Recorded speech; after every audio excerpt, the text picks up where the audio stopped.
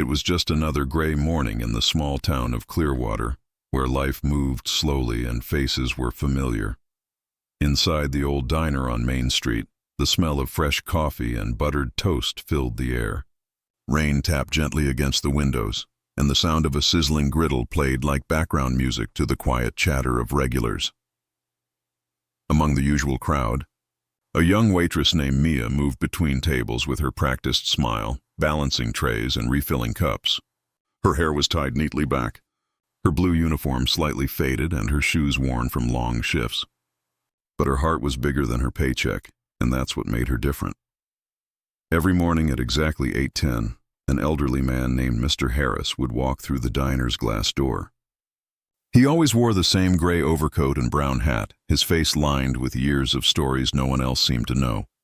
He sat by the window, the same booth every day, and ordered the same thing: black coffee, 2 slices of toast, and scrambled eggs. But unlike the other customers, he never said much. His hands trembled slightly when he held his cup, and sometimes he stared out at the rain for minutes, lost somewhere far away in his thoughts. Mia had noticed him from her first week at the diner. There was something lonely about him, something that quietly tugged at her heart. The other waitresses just took his order, left the plate, and moved on. But Mia lingered. She asked how his morning was, made sure his toast was warm, and once even slipped him a small piece of pie on the house.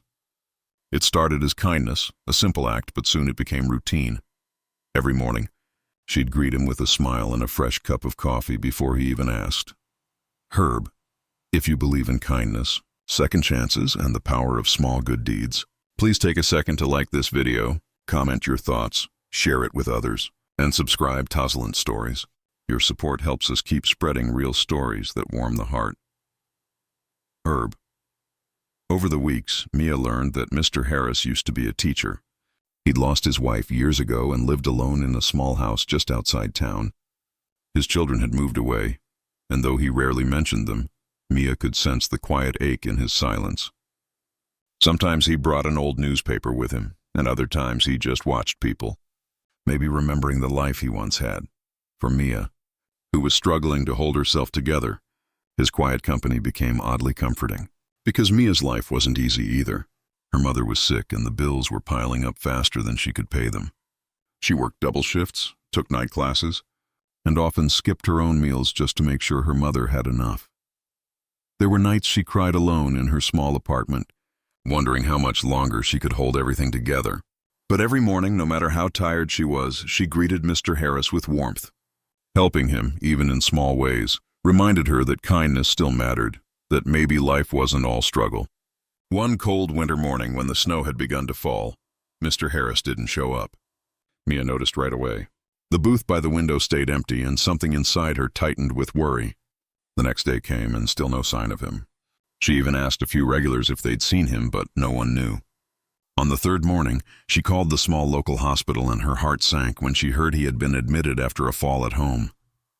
Without thinking twice, she took her short break and went to see him. When Mia walked into the hospital room, Mr. Harris looked frail but surprised and grateful. No one else had come. She stayed by his side for a few minutes, brought him a small muffin from the diner, and promised she'd check on him until he got better. For the next week, she did just that. Between shifts, she'd visit him, bring small things, coffee, a flower, sometimes just a smile. The nurses began to notice her dedication, whispering among themselves that the waitress from the diner had a heart of gold. A week later, Mr. Harris returned to the diner. His walk was slower, his hands weaker, but his eyes, they were softer now, brighter even. When Mia saw him, her face lit up. She helped him to his booth, made sure his coat was hung properly, and brought him his breakfast with extra care. He didn't say much that day, but before he left, he looked at her for a long moment and said quietly, "You remind me of my daughter." Mia smiled, not realizing how much that small sentence would mean later. Days turned into weeks and things returned to their gentle routine. Until one morning, a few months later, something unusual happened. It was just past 8:10 and Mia was refilling sugar containers when the diner door opened. But it wasn't Mr. Harris. Instead, 4 men in black suits walked in, their presence so sharp it cut through the room's calm. Behind them came 2 lawyers, serious-looking, holding folders, and the entire diner fell silent. Mia froze when they stopped near her counter. "Are you Mia?" one of them asked. Her heart skipped. "Yes, is something wrong?" The lawyer smiled faintly. "We represent Mr. Harris." Before she could respond, one of the men handed her a sealed envelope. The lawyer continued, "Mr. Harris passed away last week. He spoke highly of you. He wanted us to deliver this personally." Mia's breath caught in her chest. The sound of dishes, the hum of chatter, everything around her faded into silence. She could barely hear herself whisper, "He passed away." The lawyer nodded, his tone soft now. "He left something for you." Inside the envelope was a handwritten letter and a folded document. Her hands trembled as she opened it. The letter was simple but heartfelt.